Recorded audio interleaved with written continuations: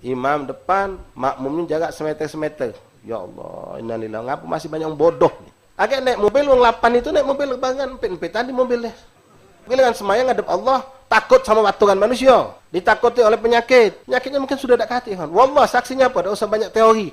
Nah, buktinya majelis-majelis ini kita yang baik-baik. Beratus kali sudah kita kumpul, duduk rapat sehat walafiat, tak kata yang macam-macam. Juga tidak renyeng kalau budak masih kecil. Tidak nganggu suasana majelis gara-gara anak kita, silahkan. Tapi kalau bakal nanti anak kita jadi sumpah serapa wong, nak siapa ni? Wah, lagi sholat bagian. Ti otak bapaknya, nah bapaknya boleh dikatung kata otak.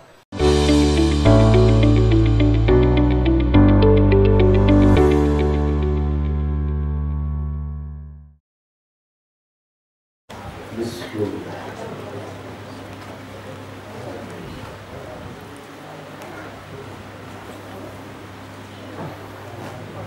Ilahi nas'aluka bil ismil a'zam majahil mustafa farij alaina. Ilahi nas'aluka bil ismil a'zam majahil mustafa فرج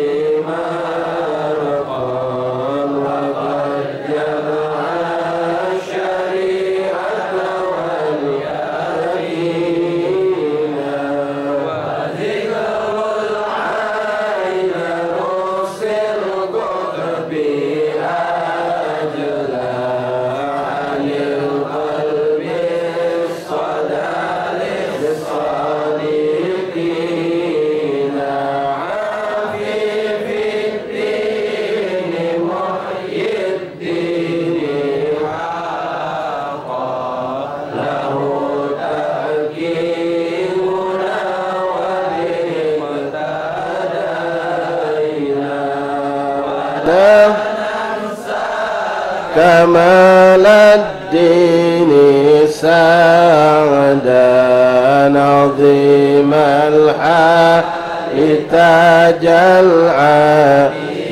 العابدين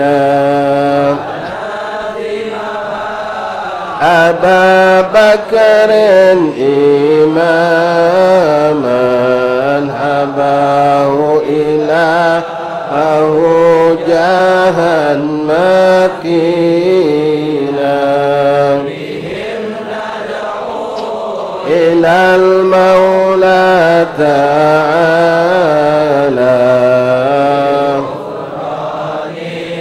يعم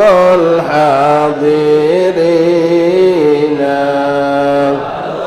من شامل ودوام ستر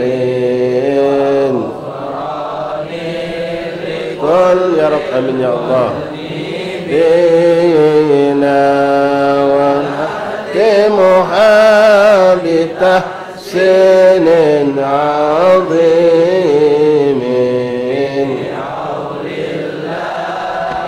لا يقدر علينا الله مسبول علينا ناظرة إلينا ونختم بالصلاة على محمد إمام الكل خير الشافعين إلهنا نسألك بالاسم الأعظم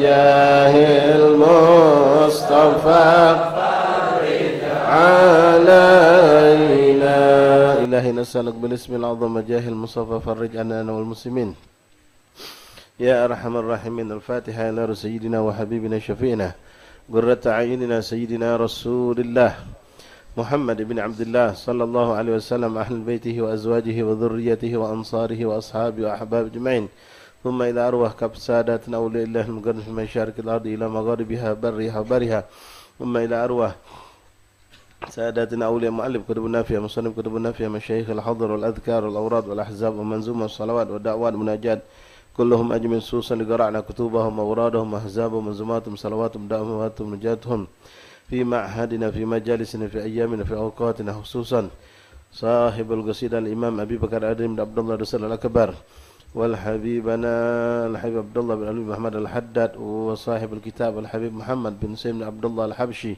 وأصولهم وفروعهم ومشايخهم مشايخهم ووالديهم وطلابهم تلامذتهم وأولاد ذريتهم أجمعين وإلى أرواح كاب ساداتنا أولياء المقرب من أهل هذه البلدة أهل بالمام دار السلام كلهم أجمعين خصوصا صاحب الحارة صاحب هذا الدار الحبيب البركة العارف بالله الحبيب عبد الرحمن بن محمد المنور وأبي وأمي مشايخ وذريتي أجمعين وأولادهم كل من دخل هذا الدار من العلماء والأولياء الصالحين المقربين وإلى أرواح والدينا ووالديكم أمواتنا أمواتكم أموات المسلمين أجمعين أن الله يتغشاهم برحمة وصل الجنة أن الله يدخل في قبورهم روحا والريحان والبشارة وعلى مفرشة ورضوان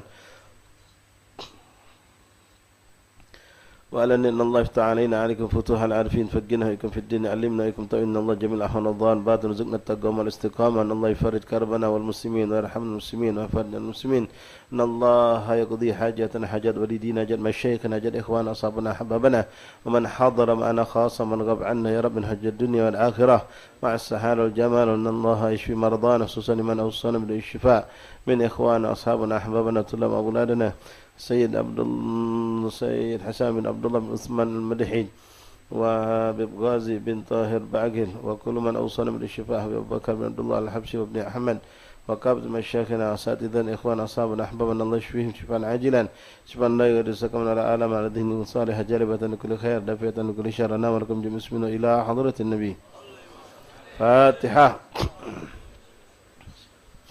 الحمد لله رب العالمين الرحمن الرحيم مالك يوم الدين إياك نعبد وإياك نستعين اهدنا الصراط المستقيم صراط الذين أنعمت عليهم غير المغضوب عليهم ولا الضالين آمين يا رب. بسم الله الرحمن الرحيم. الحمد لله رب العالمين حمدا يوافي نعمه ويكافئ مزيده. يا ربنا لك الحمد كما ينبغي لجلالك الكريم وعظيم سلطانك. اللهم صل وسلم وبارك وكرم على سيدنا محمد عبدك ورسولك النبي الأمي وعلى آله وصحبه أجمعين. نوينا تعلم التعليم والإفادة والاستفادة والنفع والانتفاع التذكر التذكير الحث على التمسك بكتاب الله وسنة الرسل والدعاء إلى الهدى والدلالة على الخير ابتغاء مرضات الله وقرب ثوابه. اللهم أغننا بالعلم وزينا بالحلم وأكرمنا بالتقوى وجملنا بالعافية يا أرحم الراحمين. اللهم جملنا بالعافية والسلامة وحققنا يا الله بالتقوى مع الاستقامة وأعدنا من جبة الندامة يوم القيامة. يا حافظ احفظنا وثبتنا مع الثبات. اللهم هذا منك وبك وإليك ولا حول ولا قوة إلا بك. صلى الله على سيدنا محمد عبدك ورسولك النبي الأمي وآله وصحبه وسلم. الحمد لله رب العالمين. معاشر الحبائب hubabat hadirin hadirat ikhwan akhwat rahimakumullah hafizakumullah faqakumullah. Jamaah majlis Kampung Al-Munawwar di kediaman Habibul Barakah Abdul Rahman Muhammad Munawwar yang kita semua insyaallah dirahmati Allah. Assalamualaikum warahmatullahi wabarakatuh. Alhamdulillah, thumma alhamdulillah, thumma alhamdulillah, lakal hamdu ya Rabbana, lakal hamdu ya Karim. Syukur kita kepada Allah Subhanahu wa taala yang kembali mempertemukan kita, mengumpulkan kita di rumah yang penuh berkah ini, di kampung yang insyaallah penuh keberkahan ini. Sama-sama kita mengisi waktu yang dianjurkan memang oleh salam untuk kita hidupkan, yaitu ba'dal asar dengan menghidupkan rauhah atau majlis ta'lim. Alhamdulillah Allah berikan sehat wal afiyah, Allah berikan kemudahan, dimudahkan bermacam fasilitas. Lalu Allah sempurnakan nikmat ini dengan adanya taufik dan hidayah sehingga kita mampu mendatangi semua ketaatan yang ditakdirkan Allah kepada kita. Kalau bukan dengan taufik dan pertolongan Allah, apapun yang kita ingin lakukan dalam ketaatan tidak akan pernah kita mampu lakukan. Lakal hamdu syukra ya Rabb ya Allah bitaufiq hatta nufik ya man waffaqa ahlul khairul khair wa a'anahum alaih. Fiqnallahumma al khair wa inna alhamdulillah ala hadhihi ni'mah. Mudah-mudahan selalu hidayah dan taufik menyertai kita walaupun maupun kondisi seorang ikhwani. Secapek apapun, seletih apapun dia, sakitlah dia, sibuk, super sibuklah dia. Kalau Allah menghendaki ini hamba untuk mendapatkan taufiknya, maka dia akan tetap diberikan Allah kemampuan untuk taat. Namun orang yang tidak mendapatkan taufik, namanya sebaliknya itu khazlan. Khazlan artinya lapang waktunya, segar badannya, tak ada capek, tak ada sakit, tak ada apapun beban. Tapi dia akan dilalaikan dari ketaatan, dia tak mampu melakukan apapun ketaatan. Walaupun sampai hidayat kepada dia, ada yang ngajak, ada yang ingatkan. Bayu ada majlis, dia tahu tapi tak tergerak dirinya. Bahkan lebih buruk lagi kalau orang itu sudah terkesan na'udzubillah min dzalik, yang memang tak dikehendaki Allah, lah diingatkan, lalu dia kepengen tahu ada halangan yang membuat dia tak bisa datang. Ini orang harus benar-benar mawas diri. Ya, ini semua kita mungkin ngalami ikhwani. Kadang-kadang kita ni sudah berapa lama tak baca Quran. Lalu diingatkan oleh guru kita untuk kita, bayu bukalah Al-Quran. Bacalah Quran sebelum Quran dibacakan untuk kau. Kita berusaha dan tekad bulat. Kita waktu kita tetapkan jam sekian insya-Allah mau baca Quran. Subhanallah. Pas dekat mendekati waktu saat kita pengen baca Quran, tahu-tahu tamu datang. Tamu datang. Ya, tahu-tahu ada keluarga dekat datang, ada halangan sampai tak tahu asar. Tadi rencana jam 2 nak ngaji. Jam 2 nak ngaji baca Quran, tahu-tahu ada tamu. Lepas. Nah, ini kita perlu koreksi diri kita. Naam, insya-Allah niat kita dicatat Allah. Tapi jangan kita lalu kita enggak sepuas, tak apa-apa, penting niat aku sudah dicatat. Enggak. Kita harus menyesali ini kejadian. Kenapa kita sampai tak sempat baca Al-Quran? Ada apa penyebab ini? Walaupun sebenarnya penyebab itu tampung tadi uji kita. Tapi itulah kita belum dikehendaki Allah. Na'udzubillah min dzalik. Kita mohon kepada Allah sehebat apapun kesibukan kita, capek letih kita, sakit sekalipun, mudah-mudahan Allah selalu memberikan taufik dan inayah kepada kita.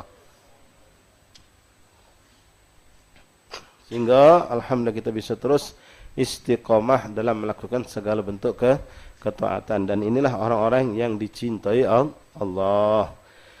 Alhamdulillah Allah marzuqna taqwa ma'al istiqamah. Ini yang kita dianjurkan meminta kepada Allah. Ya Allah berikanlah kami ketakwaan yang disertai dengan keistiqamahan. takwa yang bukan uji kita sat-satan. Maka di sini nasihat buat saya, buat ikhwan sekalian, terutama kepada antum, hubabat, ummahat, akhwat, yang antum ini kesempatan untuk taat itu lebih terbatas dibandingkan kita orang lanang. Untuk solat, untuk baca Quran, apalagi untuk banyak duduk di masjid, tapi tidak pula dianjurkan untuk bertindak ke masjid daripada muncul fitnah, mending di rumah. Untuk baca Quran, untuk memperbanyak solat, itu perempuan ada batasannya. Nah, mumpung kamu dinjau Allah tuhur, suci, maka manfaatlah sebanyak-banyaknya. Sebelum datang penghalang, datang haid, dah baca lagi. Mumpung sekarang ada waktu, bacalah Quran. Wala turja fi'las salihat ila ghadin ala ghadan la ya'ti anta fil lahdi. Ini lebih lagi. Ulama mengatakan jangan kau tunda-tunda amal baik itu besok. Barangkali besok itu memang datang, tapi lubang kubur kaulah dibuatkan. Artinya ajal pun dah datang. Naudzubillah. Nah, model tadi. Ya, kita galak nunda, kaget dulu dengar lagi, tahu datang haid. Ya, semayang zuhur belum, nunda. Padahal jam 12 pacak, setengah 1 pacak, tundanya sampai setengah 2 belum semayang. Pas sudah pengen nak semayang, nak kamar mandi juga sebenarnya bukan tujuan nak wuduk dia tu. Ada ngasuh masih nak koyo, masih nak kencing. Ya. Pas sampai kamar mandi ternyata bukan banyu kencing bae mentu. Maaf, campur darah. No, haid aku jadi. Haram penundaan itu berdosa dan wajib diqadha itu. Jangan lupa, wajib diqadha. Kenapa? Sudah masuk waktunya, belum kita lakukan. Nah, yang seperti ini, begitu juga Quran tadi. Nah, banyak hal-hal yang seperti ini, kawan. Jadi jangan kita menganggap lewat perlu kita tangisi, perlu kita sedih. Kalau ada kesempatan baik, kita sudah dapat hidayah. Artinya petunjuk sudah ada ngajak kita. Bahkan sudah kita usahakan untuk pergi. Tahu ada halangan tiba-tiba. Lain kalau halangan itu memang Allah kendaki, hujan deras, sudah dari sebelum majlis sudah hujan dari habis asar. Itu Allah ngendaki lain lagi berarti. Tapi kalau halangan itu sifatnya tiba-tiba atau tahu kita lupa lalai, nah ini perlu kita sesali.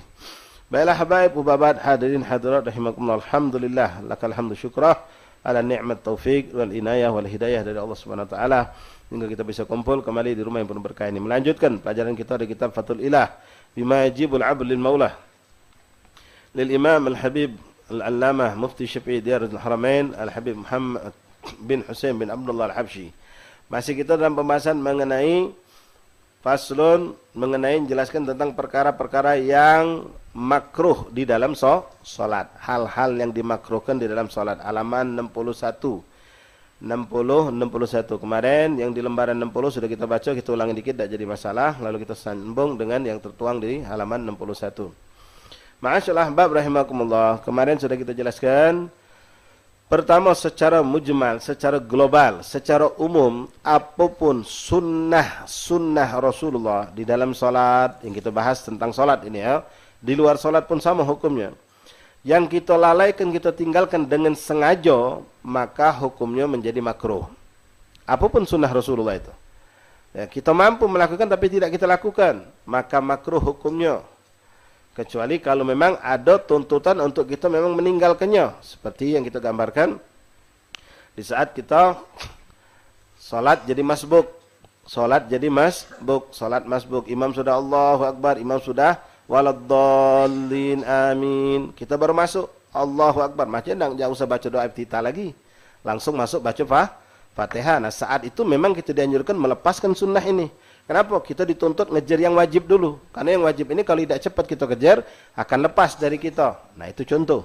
Tapi kalau tidak ada alasan untuk seperti itu, maka jangan kita tinggalkan suatu sunnah Rasulullah. Yakin ke ikhwani, apapun sunnah Nabi, sekecil apapun, tidak kecil di mata Allah. Karena nisbah sunnah itu kepada baginda Rasulullah sallallahu alaihi wasallam. Jadi kita harus cerdas, bisa membedakan kapan kita tuh boleh meninggalkan sunnah, kapan kita tidak boleh meninggalkan suatu sunnah Rasulullah. Baik, anda ulangi sedikit di sini pembacaan 4 baris yang dituangkan oleh muallif tentang yang makruh. Bismillahirrahmanirrahim. Alhamdulillahirabbil alamin. Allahumma shalli wa sallim ala sayyidina Muhammad wa ala ali sayyidina maulana Muhammad. Qala muallif rahimahullah taala wa nafa'ana fil infidarain amin. Faslun. Yukrahu fi salat al-iltifat aw huwa yudafi al-akhbathain. Makruh hukumnya salat ngelirik apalagi sampai noleh. Noleh ke kanan, noleh ke kiri. Kalau noleh itu dengan gerakan yang tidak membatalkan. Kalau sudah nolehnya, noleh pecah kipas angin, ya batal. Ngelirik, salat ngelirik, matang ngelirik, kanan ngelirik itu tidak batal. Tapi kalau dia niat memain ke matanya putar-putarnya, makruh. Atau boleh jadi haram. Kalau memang niat bermain, sebagian ulama mengatakan batal. Tapi kalau sekedar ngelirik, ya, kita lagi sholat. Nah, ada yang kita perhatikan ini. Biasanya cucung kita lagi main berdua, budak kecil. Kecil umur setahun sama setahun setengah, adik sama kakak. Kita khawatir budak ni, budak kecil. Menesan kaget dipijaknya, didudukinya adiknya. Kita lagi semayang, ngeligik paksa. Nah, itu tidak makruh karena ada hajat. Tapi kalau kata hajat ngeligik, apalagi model semayang pinggir jendela. Ngeligik terus, nah makruh. Makanya jangan cari tempat yang bisa membuat engkau tidak khusyuk dalam salat. Au bihadratil au wa huwa yadfil ahbathain, atau dia menahan, maaf ya, menahan buang air besar atau membuang air kecil atau menahan kentut. Makruh. Ya, makruh. Mending kita selesaikanlah dulu hajat kita, qada'il hajat. Namanya qada'il hajat, menunaikan hajat. Hajat kita tunaikan sehingga apa yang kita rasakan salat bisa khusyuk. Ya, kalau salat nahan kencing goyang-goyang begitu kebelet. Ya. Apalagi lagi kondisi perutnya lagi tak beres, lebih bahaya lagi. Ya, lagi salat seperti itu mending kita kecuali apa? Kalau memang salat itu waktunya sudah sempit. Kalau kita qada'il hajat takut kaget masuk waktu Isya, maghrib ni belum semayang. Maka ya sudah bismillah, salat dulu kejeng. Selesai salat baru kita qada'il hajat. Tapi kalau waktu panjang, maka qada'il hajat dulu kita lakukan. Atau boleh juga dengan alasan misal ini rombongan jamaah tinggal inilah semayang di langgar kita ni, di kampung kita ni dak kate salat jamaah. Betulan misal di rumah kita, harim kita, istri kita lagi berhalangan, tak bisa diajak solat, tak kata orang lain. Kita ke langgar, kita tahu nian jadwal solat zuhur di langgar itu Usman, Ahmad, Abdullah, Ali, wong 4 inilah. Kata orang lain yang ngebang di Ahmad, Ali jadi makmum, jadi imam, Abdullah baca doa. Ya, bagi siapa sih kok lagi itu kunci langgar. Wong 4 inilah. Kata orang lain lagi. Pas kita tadi ke langgar, nyingok orang 3 hamba Allah sudah ada galau. Nah, kalau kita sakit perut tadi misal, kita pikir kalau aku lagi tak melok kaki aku masuk langgar lagi kata uang semayang. Katik gewang berjamaah misal. Sudah ada keyakinan seperti itu, balik ke rumah, di rumah bini lagi tak solat. Laju solat dewean, sudah, solatlah dalam keadaan kebelet, dalam keadaan itu boleh-boleh saja. Tapi kalau kita pacak komprom, ya kan memang CS je kita ni. 4 ikut ni memang sudah biasa. Pacar tak minta tolong, tunggu dengan ada hajat. Nak qada'il hajat. InsyaAllah mereka suka reda kan memang selama ni Masya Allah, 4 ini akrab. Bagi tugas 4 ni, sikok ngebang, sikok imam, sikok doa, sikok kunci langgar. Ya. Nah, dia baca nunggu, sudah qada'il hajat dulu, nikmati solat kita. Itu lebih afdal. Nah, tapi kalau memang kita lihat tidak ada kemungkinan, maka boleh kita dalam keadaan seperti itu kita solat bersama mereka. Au bihadratit ta'am au syarab yatubu ilaih. Atau kemarin sudah kita jelaskan, ya, salat boleh ditunda kalau memang di depan kita sudah ada makanan. Jangan salah, ini kadang-kadang ngembek simple hadis ini, taqdimul asya qoblal isya. Padahal di situ ada kalimat idza hadratil asya. Kalau asya makan malam itu sudah ada lah kejingoan lah dibentangkan. Pas sudah duduk, sudah nak makan, dah dengar azan isya. Makanlah dulu kata Nabi. Nah, ini Rasulullah yang ngomong ikhwan. Jangan kita bertakoan. Oi, kaget makan, kaget. Solat dulu, solat lebih penting. Ya benar, tapi Nabi yang nyuruh. Tak ngomong apa kau? Rasulullah lebih tahu. Yang dituju solat ni kekhusyuan. Lah terjengok no, ada yang bakar, ada udang satang, ada macam-macam. Apalagi mereka gambar seperti minggu lalu. Dari wong 50 yang masuk ruangan ini, yang berlari 10, 40 masih di situ lanjut ke makan. Kita 10 berlari, balik tinggal piring kosong. Tidak khusyuk, makan dulu.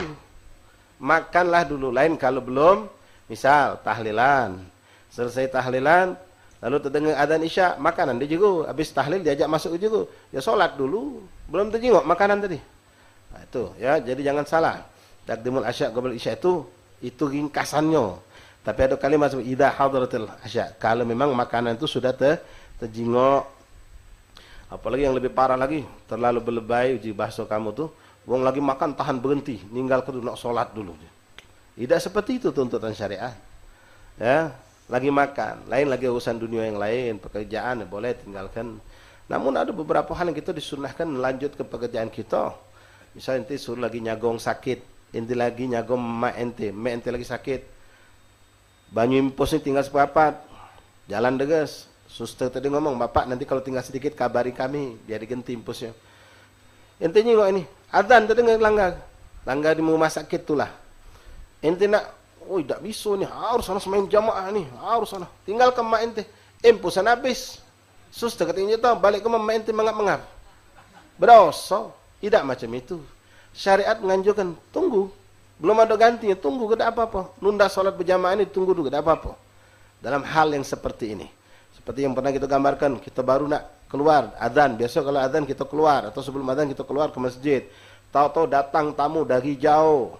Kangen sama kita, keluarga kita. Jom ke dulu tamu nih. Oh ini mak mana nih? Adzan ini. Kalau aku ngaguk tamu, semayang aku kayak terlambat sana. Kalau aku semayang dulu, tamu ni siapa ngaguk? Wah, semayang dulu, semayang lebih abdul. Tidak, uji syariat.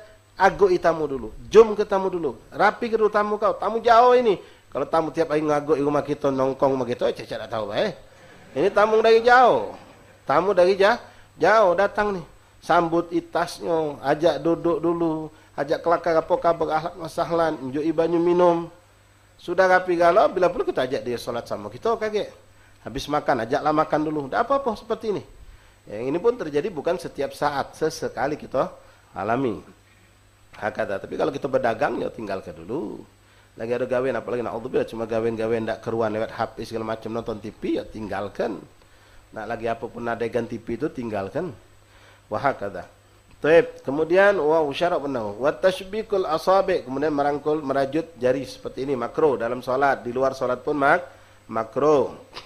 Wa raf'al basari ila sama, mengangkat kepala, memandang pandangan ke arah langit, itu juga makruh. Wa nadha ila mayulhi, dan memandang pada apa yang bisa membuat kita lalai. Anda ingat dulu masih anak kecil di Masjid Agung dulu lantai 2, dulu Masjid Agung lantai 2. Dinjuk TV dulu. Ada TV-nya. Jadi kita kadang-kadang kalau mic tak nyambung lewat TV itu pacak nyengok. Ya, tapi akhirnya TV itu tak lagi dipakai wong. Apa yang membuat yulhi? Ya, memang fokusnya TV itu menyorot bagian imam. Cuma akhirnya orang solat nyengok TV baik.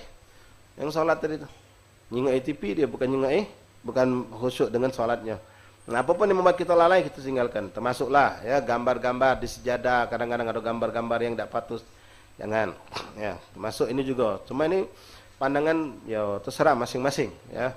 Cuma kalau boleh nganjurkan, kalau kamu muat nyetak sejadah atau beli sejadah, kalau pacak jangan ada yang gambar Ka'bah. Ya, karena sejadah ini kadang-kadang bukan cuma sujud oleh kita, tapi didodoi juga oleh kita. Ada gambar Ka'bah nanti pantat didodoi pas, dan pantat nanti nodoi Ka'bah. Gambar-gambar masjid yang memang bentuk masjidnya itu juga kalau bisa dihindari. Cari yang polos-polos baik. Itu lebih afdal, apalagi Ka'bah itu. Kalau berbentuk Ka'bah ya kadang kurang layak ya kita melakukan seperti itu. Kemudian wa nadhar ila majlihi wa kaffu thawbi wa syari, mengikat rambut sampai ya terlalu rapat atau baju yang terlalu sempit, itu juga makruh karena akan mengurangi gerak, membuat gerak kita dalam salat itu tidak nyaman. Wa mas'ul ghubar jabhatihi, mengusap debu yang ada di kening ketika sedang solat. Kalau habis solat tak apa-apa. Sedang solat ngaso ada debu gitu usap. Nah, itu walaupun dengan satu gerakan tidak membatalkan, makruh. Biarkan dulu. Tak apa-apa. Habis solat baru kita usap.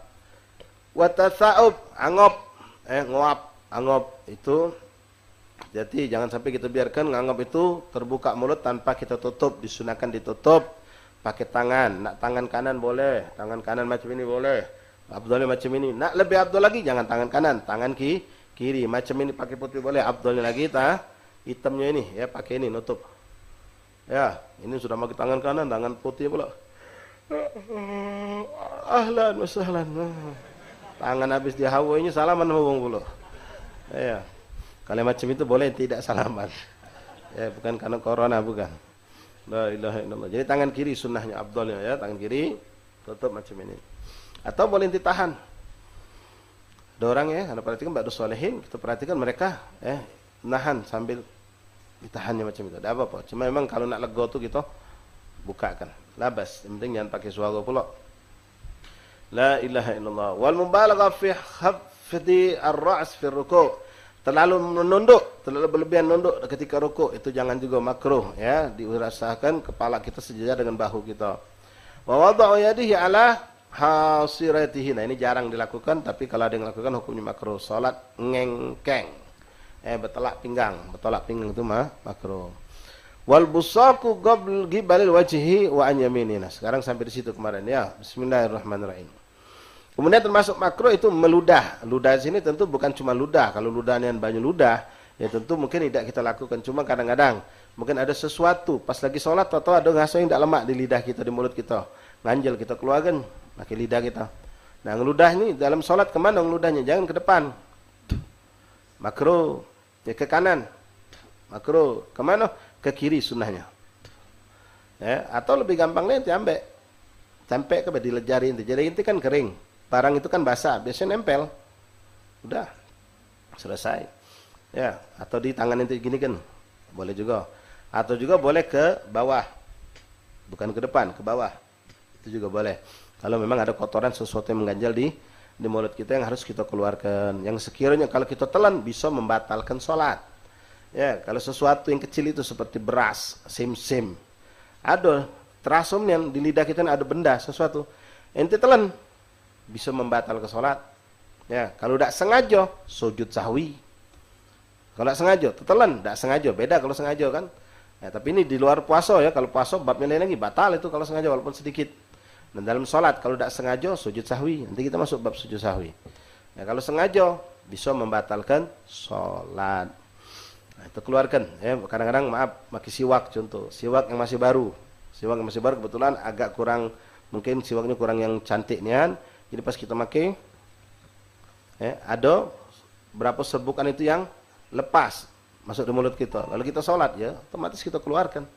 Kita keluarkan dari mulut kita. Wassalatu fi majzarati wal mazbalah. Kemudian sholat di tempat-tempat yang dilarang makruh hukumnya. Wat tariq fil bina. Contoh di sini digambarkan oleh beliau. Wassalati fi majzarah wal mazbalah. Majzarah itu tempat penyembelihan. Maksudnya apa? Ya di jagalan. Karena di situ biasa kalau nyembelih itu kotoran itu di situlah, dagah ada di situ. Bukan berarti kita ini sholat saat ada dagah, bukan. Sudah dibersihkan itu nah makruh. Kalau ada dagahnya jelas tidak boleh, haram, kita najis.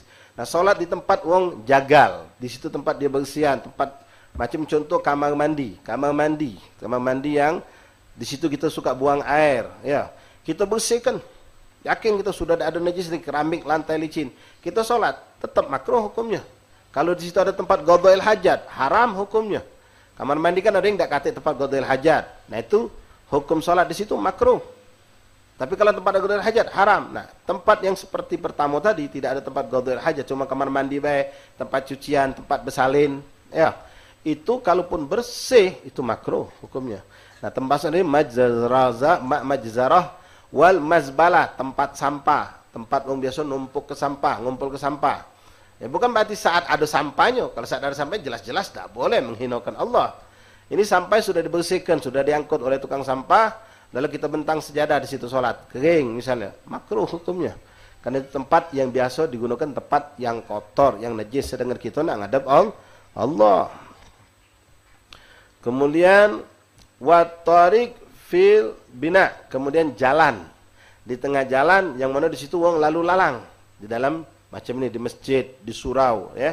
Salat depan pintu, wong nak lewat. Jangan. Ya, jangan fil bina artinya di satu bangunan. Jangan lewat salat di tempat wong yang di situ akan lalu lalang. Makruh hukumnya, bahkan kalau sengaja bisa jadi kita yang kena haramnya. Wong nak mentu, tak baca gara-gara kita, misal. Nah, itu tidak boleh. Macam kemarin kejadian juga. Kami di Lawang Kedul, kebetulan ada wong ni kejingatan memang bukan wong daerah kita situ, wong dari luar. Ya. Kejingan, gelagat wong luar itu beda. Jadi pas sembahyang sunnah, habis adzan awal solat sunnah, dia solat pas di depan tangga imam nak naik. Caknya solatnya ini 4 rakaat hamba Allah nih. Jadi kita sudah muasyarah tadi itu bingung nak mulai adzan, mulai nyampaikan hadis. Biasanya kalau salawat imam naik, paksa nunggu hamba Allah ini dulu. Nah, cuma ya kita maklum mungkin di wong luar tidak paham dia. Nunggulah sepaksa dengan sampailah dia selesai salam baru kita mulai, sehingga kebetulan posisi imam kemarin di sebelah kiri, biasanya di tempat pengimaman. Ala kulli hal. Jadi kita jangan melakukan sholat di tempat yang mana di situ wong bakal lalu lalang. Ngaji juga apalagi sholat ya. Kalau ngaji juga jangan kira-kira nanti berlalu lalang. Wa fi batil wadim atau waqu'is sail. Nah, di jalanan juga, pokoknya jalanan umum juga, ya jangan di lorong-lorong itu kalau kita sholat jangan ditutup sampai misal ada acara besar di sini, misal maghrib sampai isya, lalu ditutup dengan sholat isya berjamaah, penuh, pucuk nih, lapangan penuh, sehingga sebagian kita nutupi jalan. Nah, jalan itu jangan ditutup total, njuk satu list untuk orang bisa berlalu lalang. Ya jangan kita tutup kalau sehingga tidak bisa lewat, itu tidak bagus. Kemudian salat di batnil wadi ma'a tawaqqu'is sail. Ini walaupun jarang terjadi, ya. Jangan kau salat di lembah, di tengah lembah atau di suatu tempat yang dataran rendah yang mana kau sadar di situ kalau ada hujan deras bakal ada banjir. Nah, dikhawatirkan ya kita ketika salat hujan, salat wajib, kalau salat sunnah hujan lagi tidak apa-apa. Ya bahkan kalau ente paham ngerti salat wajib pun kalau hujan pacak lagi gitu. Tapi nak tahu cagonya, enak tahu cagonya. Nah, sekiranya bakal ada banjir di situ, jangan sholat di situ. Wafil makbarah, sholat di kuburan. Nah, ini juga, ya. Sholat di kuburan ini, ikhwan rahimakumullah, yang dimaksudkan adalah kalau kuburan itu yunbas, sudah pernah dibongkar. Model kuburan di negeri Arab. Kebanyakan di sana itu satu kuburan, kadang-kadang sudah ada proses 200 tahun, satu kuburan bisa jadi 8 wong sudah pernah masuk. Jadi pernah dibongkar, ditanam lagi, dibongkar, tanam lagi. Nah, sehingga tanah dari dalam itu kan naik ke pucuk ketika dibongkar. Ditanam lagi, dibongkar lagi. Nah, tanah-tanah itu dianggap, tanah itu ada najisnya, karena bercampur dengan jasad manusia. Maka kita, walaupun secara zahir tidak nampak ada daging, daging atau bagian tubuh manusia, cuma tanah itu diyakini bercampur dengan najis. Makanya juga, kalau kita dalam ahli sunnah wal jamaah ini, sebagian orang melakukan, dan ini boleh-boleh saja, nulis di tubuh mayit dengan basmalah atau dengan ayat kursi di kafan itu, di kafan ditulisnya. Nah, nulis ini jangan pakai suatu yang tidak terhapus, pakai spidol, jangan. Kalaupun nak nulis boleh di kain kafan itu, misalnya bismillah atau fatihah atau ayat kursi, kalau mau melakukan boleh-boleh saja, tapi dengan cukup mungkin dengan za'faran atau dengan minyak wangi, yang sekiranya dia akan hilang, pupus. Tapi kalau dengan tulisan, ditulis ayat Quran, Fatihah atau la ilaha illallah Muhammadur Rasulullah, syahadat misalnya, maka ini dilarang oleh ulama. Kenapa? Mayit itu secara umum ya, memang ada khawas, wong-wong khusus yang jasadnya tidak rusak. Tapi kebanyakan mayit itu akan rusak jasadnya. Sehingga tulisan tadi itu dia tidak duluan rusak, bercampur dengan najis, bangkit daripada tubuh manusia, makanya dilarang. Ya, dilarang. Belum lagi ketika kita nurun ke mayit, kadang-kadang kita ini posisi sulit ngelangkahi mayit, kadang-kadang misalnya itu juga dikhawatirkan. Nah, sedikit keluar dari bab ini, ana ingatkan kepada kita galau-galau nih yang muat batu nisan. Sekarang nih wong nak keren-kerenan masang pedapungan di bahasa kita, ya, batu nisan. Nah, sering sekarang wong yang muat yang tak ngerti, yang mesennya tak paham, sikot tak ngerti, sikot tak paham, apa hasilnya? Sama dengan bodoh. Paham plus tak ngerti, bodoh. Di batu nisan tu rendah ini yang di bawah nah, tulisan la ilaha illallah Muhammadur Rasulullah, di pinggir batu nisan ada tulisan la ilaha illallah Muhammadur Rasulullah. Ini bahaya ini. Kita lewat ngelangkai, bukan kita ngelangkai ini batu nisan, kita ngelangkai macam kita lewat sampingnya, kaki ente pasti akan lebih tinggi dari tulisan itu. Nah, jadi tolong yang buat masam-masam batu nisan, dan juga kalau ente ada pekerjaan buat batu nisan itu jangan dihiasi model macam itu. Cukuplah kalau nak muat tulisan di batu nisan itu, di pusaranya itu tulisan lafaz Allah, barangkali syahadat, nama orang tua kita cukup. Tidak usah dipanjangkan macam-macam, apalagi mulai dibuat di samping model tadi. Ya, itu banyak kita dapatkan. Ya, itu harus ditegur. Kalau ada yang macam itu, tolong, karena itu akan menimbulkan dosa. Ya, menimbulkan dosa buat orang yang lewat. Taib. Wafi makbarah. Jadi kalau makbarah itu model misal nih contoh, ya.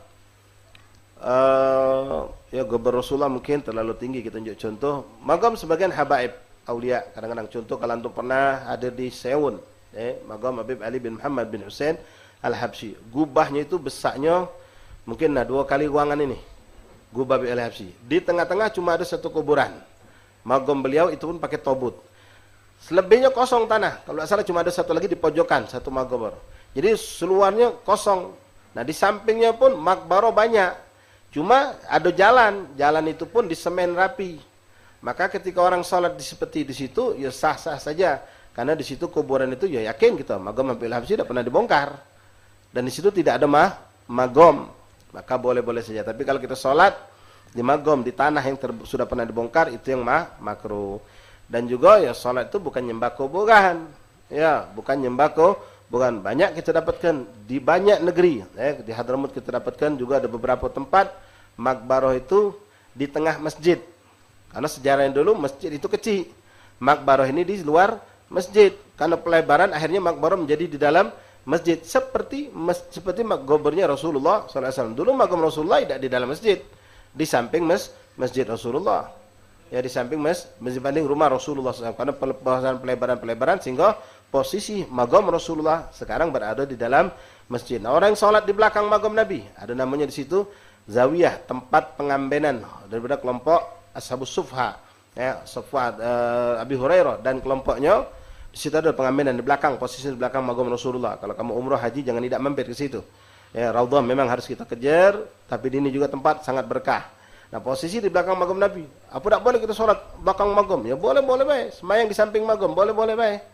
Ya bukan kita semayang sholat nyembah kubur. Ya dunia semayang kubur tu wong Chinese. Ya mereka dunia semayang kubur. Kita tak pernah semayang kubur. Nyemayang ke wong nak dikubur. Kalau Islam ni ya. Nyemayang ke wong yang nak dikubur. Sholatlah kamu sebelum kamu disolatkan. La ilaha illallah. Taib. Selanjutnya. Wa fi maqbarah wa atanil ibil, kandang onto. Sama ngapa ya tempat namanya onto berkubang, di situlah kandang kebu, kandang kambing, kandang sapi, kandang ayam. Ya, itu tempat biasa hewan yang namanya hewan. Di mana dia tidur, di situ dia qadail hajat, di situ dia berbuat segala macam lah. Kotor, najis, jadi jangan. Walaupun sudah dibersihkan. Sekali lagi, yang disebutkan makruh-makruh ini setelah dibersihkan. Kalau dia masih kotor dan najis, jelas haram. Ya sudah dibersihkan masih makruh hukumnya. Wa taluthumu wa inda ghalabatin naum. Ya. Ketika sangat ngantuk, ini juga disunahkan kita jangan sholat. Kalau sangat ngantuk, waktu masih panjang, tidur ke dulu. Bisa zuhur, kebetulan capek letih. Nyampe rumah jam 11:30, adzan 12 kurang 3 menit besok Jumat. Hati-hati kamu, ikhwan. Ingat ke yang lanang nih, ibu-ibu jida-jida ingatkan anak cucunya. Ya, suaminya tolong diingatkan. Jumat depan 12 kurang 2 menit atau 12 kurang 3 menit boleh jadi. Jadi jangan nyantai nyengok jam bos setengah 12 kagilah makan be dulu, mandi be dulu. Ya, sampai ke masjid nyengok orang sudah naik mimbar. Alangkah cepatnya khotib nih. Nyala ke khotib cepat. Kita yang lambat. Ya, hati-hati. Nah, model tadi dia balik capek nian, kepalanya mentak, ya. Lagi namanya sakit wong. Jadi mak mana nak disolat dengar dia adzan dikit lagi nih. Adzan sedikit lagi adzan. Kalau dia pertahankan nambah mentak, nambah menyut, hanya dia minum obat dulu. Dia tahu obat ini biasanya kalau obat-obat seperti itu ada ngandung obat tidurnya. Kalau aku pertahankan solat dulu mungkin, tapi badan aku tak kuat, pala mentak nian, ya. Maka boleh dia minum obat dulu, tidur dulu. Atau ngantuk terlalu capek yang ngantuk tak kuat. Yang ngantuk tak kuat, sudahlah. Mata melek dia ngomong tak nyambung, melek je tapi tak nyambung. Nah, ini mana tidur ke dulu. Tapi kalau memang waktu solat itu panjang seperti zuhur, tidur awal waktu jam 2 bangun solat tak apa-apa. Bukan tiap hari cak itu. Sesekali. Begitupun isya, ya ngantuk berat nih tidur ke dulu. Isya panjang waktu, jam 10 bangun. Jam 11 bangun, atau tak baca juga, jam 2 bangun, tak jadi masalah. Penting kita lakukan ini bukan rutinitas kita. Ya, Ustaz, mak mana Ustaz, anak punya jidah, Ustaz, ada yang nanya sama saya. Dia ni kalau sembahyang isya, tak pernah di awal waktu, sengaja ditakhir kenyo. Takhir ke mana? Jam 3 nak baru sembahyang isya, dia ngapa? Dia ni pengen tahajud, Ustaz. Jadi kalau dia tu solat isya duluan, tahajud tu malas bangun. Tapi kalau dia belum solat isya, gara-gara belum solat isya, akhirnya dia bangun. Untuk tahajud sekarang dia lakukan. Boleh tak? Secara hukum boleh baik. Cuma ya bahayanya kalau kita ni tak tahu umur. Tak tahu umur. Di awal waktu bagus. Salat itu sunnah. Tapi demi dia pacak biar bangun malam, kata dia tadi alasannya, ya sama kita ni kan kalau memang memegang agama dengan benar, ketika kita daluari belum salat isya, pasti kita bangun. Kita akan bangun, capek, ngantuk bangun, kita paksakan untuk salat isya karena wajib. Tapi kalau maaf, tahajud, salat sunnah witir mungkin, kita lagi capek nian, apa dia, sudahlah, sekali-sekali juga. Tidur kita. Nah, ada orang melakukan seperti tadi. Jadi dia sengaja salat isya dibuatnya jam 2 malam. atau jam 3 malam dengan tujuan biar bisa tahajud. Karena sholat isya pasti bangun aku, tak mungkin tidak, karena sholat wajib. Jadi kalau tahajud ngentol, habis isya aku bisa tahajud. Hukumnya boleh baik. Kalau boleh ya, boleh baik karena isya panjang waktunya sampai subuh. Tapi yang seperti ini kalau bisa jangan dilakukan. Kita tidak tahu umur berapa banyak yang meninggal lagi tidur. Ya. Dan kembali lagi, kalau kamu yang perempuan itu boleh jadi nunda macam ini kalau yang masih subur. Tak tahu jam 11, jam 10 datang haid. Sehingga dia tak sholat. Masyaallah bab ikhwan rahimakumullah. Wa istahabbu an yusalliya ila syakhis qadra thulutsai dhira' bainahu wa bainahu salasa dhira' fa'gal. Nah, disunnahkan kalau sholat ya, kita bikin satu namanya penghalang, disebut syakhis. Syakhis ini aslinya dibuat dari suatu benda, kayu kah atau memang kita bentuk dari batu kah atau apalah, ditaruh di depan kita. Tingginya kurang lebih salasa sulusai dhira'. Sulusai itu artinya 2,5, 2/3 dhira'.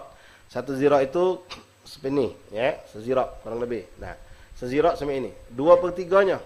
Artinya kalau sentimeter kurang lebih mungkin 30 cm. Ente bikin, ya ada di beberapa masjid saya saksikan dia bikin cantik pakai kayu. Kayu sengaja dibentuk kerucut ya, ditaruh untuk wong salat, untuk imam. Jadi ditaruh kalau kita salat berjamaah, di depannya ditaruh benda ini. Sehingga orang bisa lalu lalang di depan kita tanpa terhambat. Nah, syakhis ini sunnah. Salat pakai syakhis. Wa istahab ay yusalli ila syakhis qadar thulutsai dhira'. Ini aslinya ya, tingginya 2/3 dhira' atau kurang lebih katakanlah 30 cm. Kalau kita bikin kayu tegak semi inilah nah, kurang lebih ya, 30 cm atau kurang dari setengah meter. Yang dibikin diletakkan setiap kita nak salat di depan kita. Nah, ini untuk apa? Kalau memang kita salatnya itu di tempat yang tidak ada dinding. Tapi kalau di situ ada tiang, ente nak salat berjamaah, ada tiang masjid, maka pilihlah tiang itu sebagai pengganti syakhis tadi. Dak katik tiang Ustaz, kebetulan solat ni masjid ni Masya Allah persegi 4, tiang dak katik tengah. Kita nak solat, jadi solat kita posisi kita di belakang. Kalau kita solat, nanti ada orang lewat, maka berikanlah syakhis tadi. Dak ada kayu tadi, bisa diganti dengan apa saja yang sifatnya kejingoan. Itu pertama. Di antaranya ente punya tas, taruh tas ente di depan ente. Ada pula barang yang kira-kira pantas untuk ditaruh di depan kita, diniatkan sebagai syakhis. Ada bangku, taruh bangku. Ada lehar, taruh lehar. Yang sekiranya posisi itu antara kita dengan itu, di sini dikatakan 3 dhira' antara kita dengan syakhis tadi, 3 dhira', semeter setengah. Artinya lebih dari panjang sejadah. Jadi kalau kita sujud, tidak nyondol. Tidak nyenggol, itu syakhis. Nah, ini disunahkan. Jadi orang lewat bisa bebas. Ya, orang lewat itu bisa bebas. Nah, kita sholat sendirian ke sholat sunnah atau sholat berjamaah. Nah, taruh di depan imam. Taruh di depan imam. Kalau udah ada juga, ada rida. Nah, rida ini juga bisa dijadikan. Taruh, malangkan macam ini. Lalu kita sholat di belakang rida tadi. Sholat. Rida ada tasbih. Tasbih boleh dipanjangkan. Bentangkan tasbih tadi itu. Ya, ini kalau sudah ada galau-galau. Tak ada niat sama sekali, maka mungkin ada benang kita kaparkan. Untuk penghalang. Ini namanya syakhis tadi. Nah, aslinya berbentuk benda yang dibikin tingginya kurang lebih di bawah setengah meter, ditaruh antara kita dengan benda tadi. Kalau kita sholat kurang lebih 3 dhira', semeter setengah kurang lebih jaraknya. Nah, Ustaz, mak mana kalau seandainya Ustaz kami ini tak kata apa-apa, jadi ada orang lagi duduk depan, orang lagi duduk tidur pula, kami jadi ke syakhis, boleh tak? Jadikan dia ini sebagai penghalang. Jadi kita sholat di belakang ni, kita anggaplah dia ini benda mati. Boleh tak? Boleh. Kalau tak kata apa-apa ni kan. Nah, cuma resikonya pas kita lalu 2 rakaat, hamba Allah ni bangun berlari. Nah, dia berlari, hilang syakhis tadi. Ya, boleh hukumnya. Seperti itu boleh. Ya, macamnya sama seperti kita sholat nih. Sholat berjamaah, kita masbuk. Orang sholat zuhur 4 rakaat, kita datang pas rakaat terakhir. Pas kita naik lagi 3 rakaat, di depan kita masih ada wong kan? Nah, pas umumnya loh, kosong depan kita. Kosong. Ya, itu tadi. Tunjuk syakhis, itu sunnahnya. Nah, kalau kita melihat ada orang sholat di tengah-tengah, Sedangkan orang lalu lalang, orang ini tidak paham, maka ente ambil rasa kebijaksanaan, ambil apa yang ente punya. Ada lidah ente taruh, ente tunggu sampai dia selesai, ente ambil lidah ente. Apa ada benda apa, ente buat. Pada baca meninggalkan lidah, apa namanya itu juga. Bila orang sholat di tengah-tengah, sedangkan dia tak jauh dari pintu, orang mau lewat nanti. Ambil leher masjid, taruh di depan dia. Sehingga bisa menghalang orang bisa lalu lalang. Kadang-kadang sudah sholat di masjid itu depan pintu pun. Ini nganggu orang sholat. Ya sedangkan kita disuruh sholat, boleh mengangkat orang yang nah, pedang sholat, tunggui. Baik, ikhwani rahimakumullah. Fa in lam yajid basata musalla au hatan.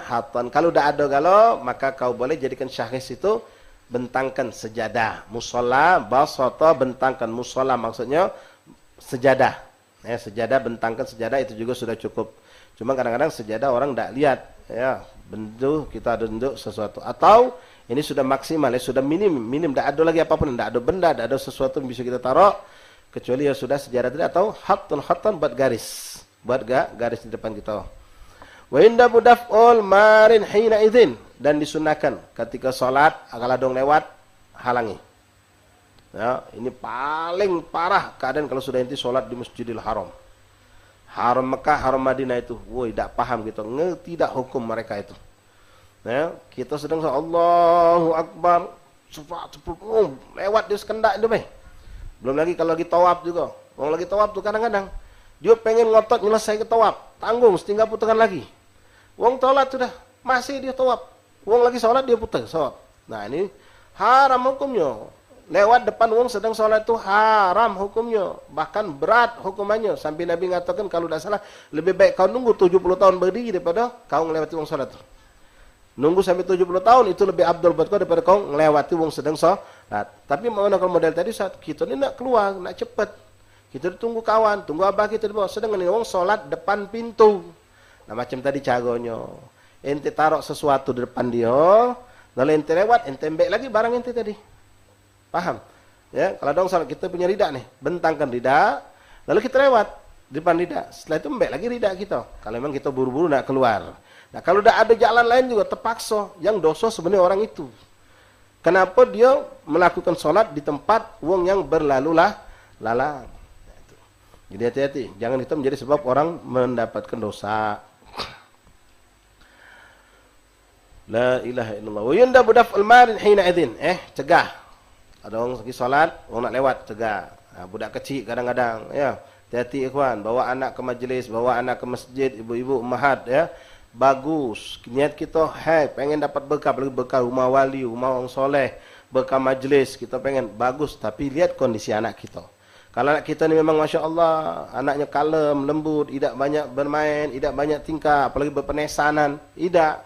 Di masjid duduk manis, anak kita juga tidak renyeng kalau budak masih kecil, tidak nganggu suasana majlis gara-gara anak kita, silahkan. Tapi kalau bakal nanti anak kita jadi sumpah serapa wong, nak siapa ni? Wah, orang lagi sholat bagian, ti otak bapak nah bapak boleh dikatung kata otak. Ya macam kejadian macam itu lagi sholat. Anda pernah lagi khutbah, lagi dengar khutbah di belakang budak kecil bermain. Beduk dimaininnya, dakduk, orang lagi khutbah. Nah ini kan bikin dosa. Nah yang macam ini tidak boleh bawa ke masjid. Nabi melarang, ada memang larangan Nabi. Jangan bawa budak kecil, wong gila ke dalam masjid, kata Rasulullah. Yang model macam mana budak kecil dan wong gila? Kalau wong gila tidak usah dibahas lah. Budak kecil ini kadang-kadang akalnya tidak sempurna. Ya. Lagi khutbah melok kita taruh samping kita. Kita lagi khusuk dengan khutbah, dia juga ada kawannya. Oh, je, mana je dia? No. Manggil kawannya dia. Ya bubar orang semasjid.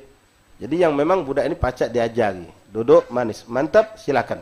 Bagus mendidik anak untuk biasa ke masjid, ke musola, ke majlis, tapi jengok sikon anak kita. Kalau anak kita lagi genyeng, lagi sakit, lagi apa, jangan. Tapi aku ni pengen ke masjid, Ustaz.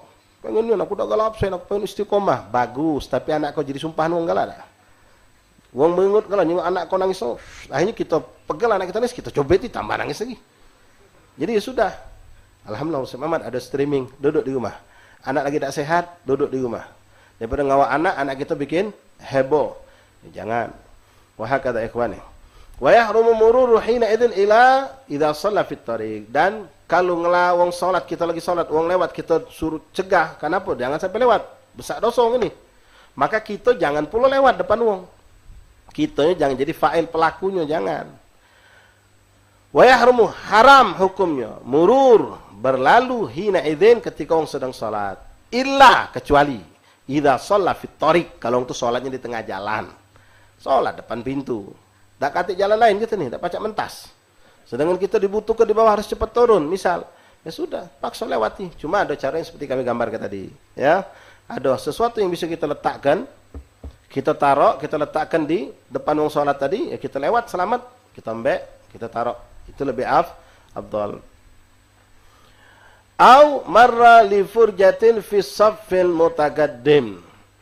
Atau melalui orang yang salat ketika kita saksikan, misal nih, salat kan sekarang ya Allah sedih. Ya kemarin anak betul jalan sama keluarga, hanya asar di tengah jalan kita mampir satu masjid.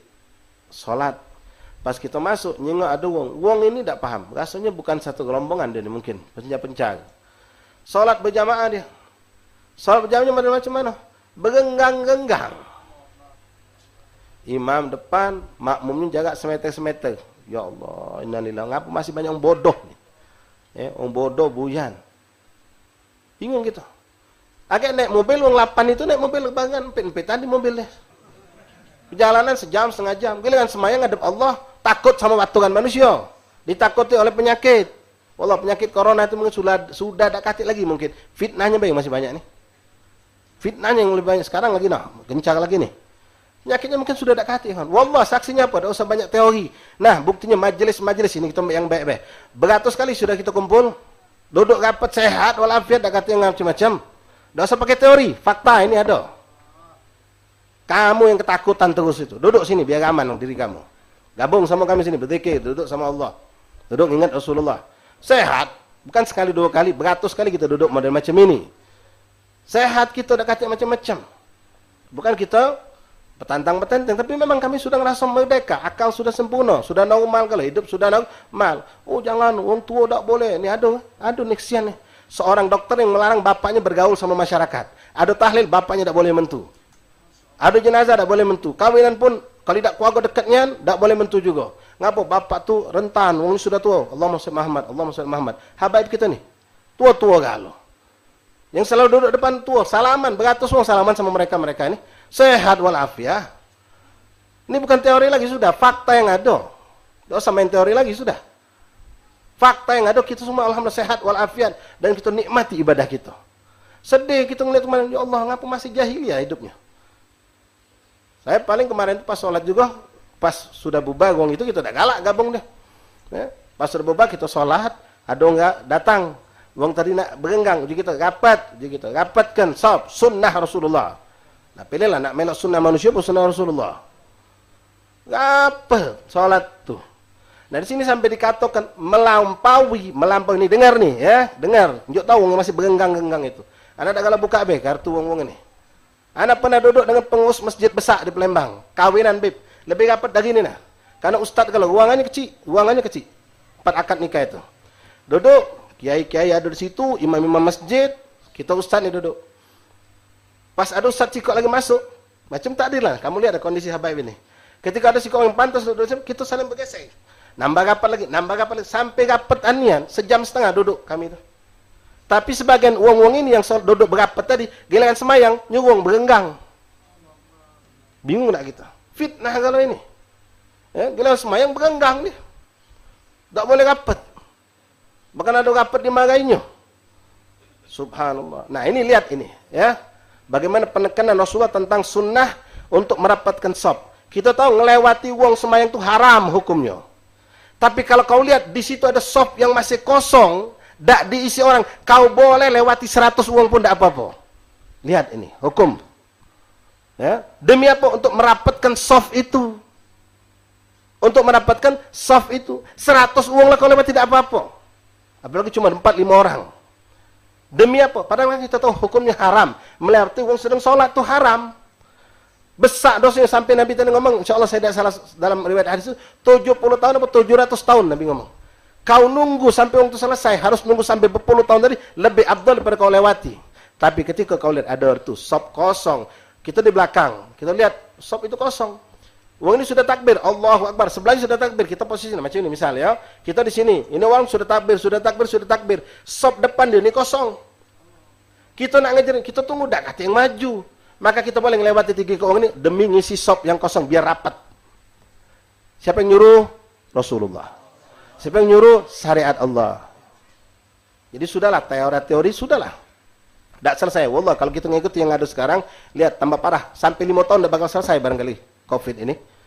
Tapi kalau yuk hidup cara kita, selesai sudah.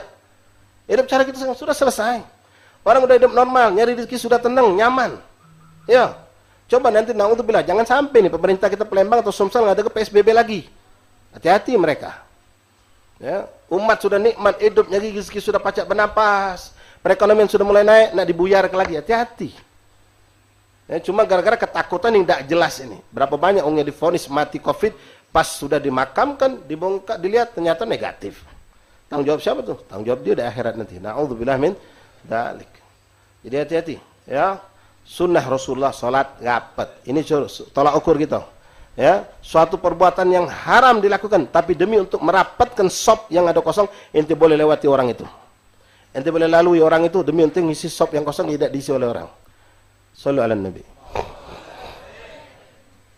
Au marra li furjatin fi shaffil mutakaddim, atau boleh lewat.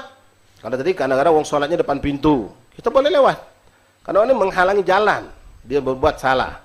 Atau kalau lihat ada shop yang kosong. Shop yang kosong di depan, tapi orang tidak ada yang ngisinya, yang belakangnya tidak mau maju. Maka kau boleh lewati orang-orang yang di sampingmu untuk ngisi shop yang kosong tersebut. Nah, kata ikhwani rahimakumullah, bab sujud sahwi wallahu alam bis-shawab. Ma'asyiral ahbab rahimakumullah, hafizakumullah, faqakumullah. Jadi alhamdulillah kita syukur nikmat Allah, wallahi ikhwani, ya. Ada orang datang dari luar Palembang, dari Jawa sana. Ada acara perkawinan dia punya saudara di Palembang. Wow, sudah kebingungan lah dia, mana kaget dia di Palembang ini. Ngawak masker dia, maki itu. Pas dia datang ke majelis, ya, duduk bingung dia. Jadi orang asing, benar-benar asing dia. Bukan karena asing karena dia bukan orang Palembang, bukan. Penampilan dia yang berbeda dengan masker yang lengkapnya. Bahkan ada yang pakai masker, pakai tutup lagi depannya. Ya, ada yang masker 2 lapis. Nah, aneh lagi manusia nih. Ya, ketika duduk macam ini, masker dia. Pas sudah diunjukin makanan, buka masker. Akal tuh pakailah coba. Ya. Ini yang baru lagi nih viral nih, ya. Ada diviralkan sekarang nih. Ada pejabat-pejabat, namun beberapa tokoh ulama, tak tahu ulama mana tak ngerti ana dapat khobar juga tadi. Giliran salat dipoto genggang-genggang. Habis nak bubar foto bersama rapat-rapat. Nah, akal kemana itu orang? Sudahlah, ya Allah, tolong, ini sudah nikmat Palembang, Allah Masya Muhammad. Ya, tidak usah teori ini, teori itu, tidak usahlah. Hak fakta yang ada. Majelis yang macam kita bukan siko. Ada ratusan tiap hari di Palembang di majelis. Masjid yang sholat rapat sudah 95% di Palembang ini. Bahkan mungkin mencapai 97%. Sehat kalau, kati macam-macam penyakit, kati aneh-aneh yang kita dengarkan. Tidak ada yang meninggal COVID gara-gara semain jamaah rapat. Tidak ada. Ini bukan 10 hari uji coba. Ingat ini, bukan 10 hari, bukan seminggu, bukan sebulan, sampai 3 bulan setengah. Kita lakukan ini. Alhamdulillah, fadlullah. Sehat walafiat. Berapa puluh hal sudah kita gawe ke. Duduk rapat, makan senampan. Ya, mana di daerah luar Palembang ada juga. Dicegah, kalau makan jangan pakai nampan jadi. Panitia repot, angkat kapi segala macam. Makan pakai nampan. Akhirnya datang sidak. Marah-marah dia nak marah. Lagi lupa duduk, melok makan Pak. Melok makan gitu. Subhanallah. Ini cerita itu ada nih, bukan muat-muat. Ya. Nah, macam tu yang pakai masker tadi. Makan tak usah buka masker kau. Ya, kalau memang itu. Halah, ya, ini daerah kita alhamdulillah. Wallahi kalau ngikut cara berpikir mereka dengan teori, ya, mungkin nak 5 tahun dah bakal selesai nih. Ini dah bakal selesai. Subhanallah. Fitnah. Jadi, ya kalau dikatakan corona ini sudah mungkin tak katik lagi, dia sudah pergi ke mana tak tahu, ya. Dia sudah macam ini sama kita, ma'assalamah, kita masih dipeningkan oleh karena fitnahnya. Fitnahnya yang masih ada. Ya, fitnahnya na'udzubillah min dzalik. Wallahu alam. Sampai di sini baik ikhwan rahimakumullah. Ya, ingat kita maghrib sekarang jam 6 kurang atau jam 6 tepat mungkin sekarang ini. Jadi kita cukupkan, mudah-mudahan insyaallah panjang umur walafiat kita ditemukan Allah lagi di majelis yang akan datang yaumul Isnin. Dan mengingat juga sekarang zuhur asar jam 3 lewat 10 barangkali kurang lebih atau kurang. Jadi untuk majelis insyaallah agak dipercepat, mungkin 10 menit sudah mulai. Jadi mudah-mudahan Rabu depan, Senin depan lagi insyaallah jam 4:20 itu sudah mulai baca qasidah. Insya Allah Ta'ala. Ya, biasa jam 4:30 baru mulai qasidah, tapi insya Allah ke depan kita cepatkan, nanti ngikuti keadaan waktu. Kalau waktu sudah berubah lagi, kita ikuti kerobahan itu. Wallahu a'lam bishawab. Kemudian sedikit kami sampaikan sekedar info saja, minta maaf habaib, mengenai Allahumma shalli ala Muhammad, pondok pesantren yang insyaallah kami diamanati oleh Allah, Anwar Thaibah di Kampung Tanjung Pasir, Pegayut. Alhamdulillah insyaallah dikit lagi selesai bangunan pertamanya, dan doakan mudah-mudahan akan menyusul bangunan-bangunan berikutnya. Dan mengenai santri, ya, kami sampaikan memang kami tidak mengumumkan penerimaan santri baru, tidak mengumumkan. Cuma beberapa ikhwan yang punya anak pengen mondok tadi dengar kami punya akan buka pesantren, itu daftar. Alhamdulillah sudah terdaftar dan sudah dites. Karena kapasitas daya tampung pertama ini sangat sedikit, cuma kurang lebih sekitar 25 sampai 30-an, dan kami umumkan hari ini untuk sementara ditutup pendaftaran ya, karena sudah mencapai kuotanya. Jadi ditutup pendaftarannya mulai hari ini karena kemampuan kami sebatas ya. Insyaallah doakan mudah-mudahan dengan izin Allah bangunan berikutnya dimudahkan Allah, dilancarkan Allah, mudah-mudahan bisa menampung lebih banyak lagi anak-anak para muslimin muslimat muslimat yang ada insyaallah. Dan sementara ini memang baru santri laki-laki juga. Insyaallah doakan mudah-mudahan insyaallah dengan izin Allah bulan Maulid ini mungkin pesantren akan mulai berjalan dan peresmiannya di akhir Safar insyaallah taala. Itu saja mungkin itu kami sampaikan. Ya, kurang lebih kami minta maaf. Dan bagi yang sudah daftar ya, baik pesantren dimanapun anak antum nak di pesantren ke, itu kalau pacak ya kita benar-benar berusaha untuk anak kita. Disiapkan anak-anaknya itu, jangan dibiarkan baik pas sudah masuk ya, disiapkan dari sekarang, diajak dia untuk mulai gajin ke langgar, gajin ke musola, duduk ke di majelis, jangan habis waktunya sampai ini main, pas waktu sudah masuk waktu masuk dalam keadaan dia tidak siap, jangan ya. Berusahalah apa yang antum bisa korbankan untuk anak antum daripada finansial, duit, harta, cari semangat, jangan ngandalkan uang ya. Kadang-kadang kita sedih ada uang tuh, maaf ini bukan anak ngeluh ya, ini keluhan yang sebelum mana. Kadang-kadang ada uang ini budak yatim misalnya ya, anak yatim ya sudah nggak mau nitip ke Ustaz fulan, nitip sama Beb fulan baik, nitip ke nian, minta digratiskan untuk Ustaz itu ahlan wa sahlan, mungkin dia yakin anak yatim rezekinya ada, tapi alangkah meruginya uang di sekitar anak yatim ini yang tidak mau menolong ini anak yatim. Mamangnya ada, bibinya ada, keluarganya ada, seharusnya keroyokan biayain ini anak yatim ini, bukan nguntal ke pesantren atau ke panti tadi. Salah sikap seperti itu. Jadi seakan-akan maaf benar-benar budak yatim dibuang, lepas tangan kalau keluarganya. Jangan, kita keroyokan, misan-misannya keroyokan, mamang bibinya keroyokan, biaya ini budak yatim. Jangan bebani pesantren itu, jangan biaya bebani madrasah itu. Kita yang berusaha, itu baru dapat ya. Ini yang benar-benar mungkin akan dapat apa yang dikatakan Rasulullah, ana waqaftu alaihim kahatain. Wallahu a'lam. Bismillahirrahmanirrahim. Alhamdulillahirabbil alamin. Allahumma shalli wa sallim ala sayyidina Muhammad wa ala ali sayyidina Muhammad. Ya sayyidi ya Rasulullah ya man lahu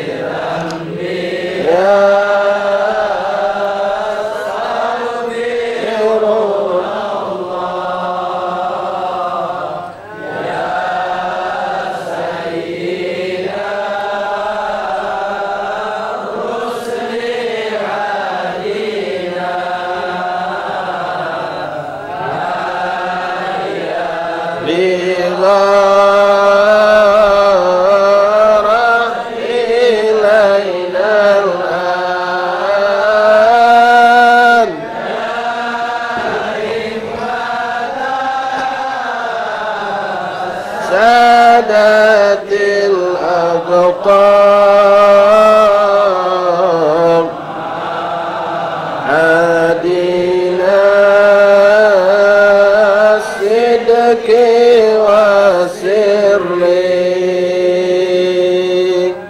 la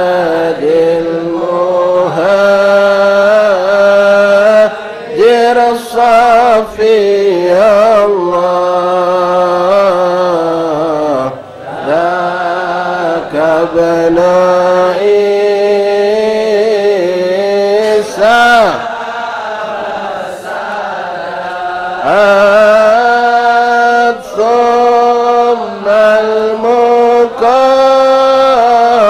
المقدم ولي الله الورى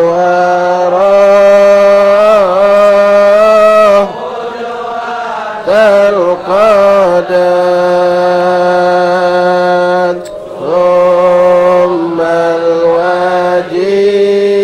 الوجيه لدين الله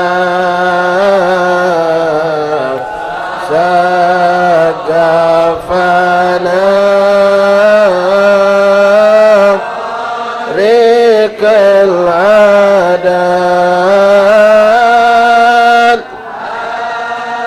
سيد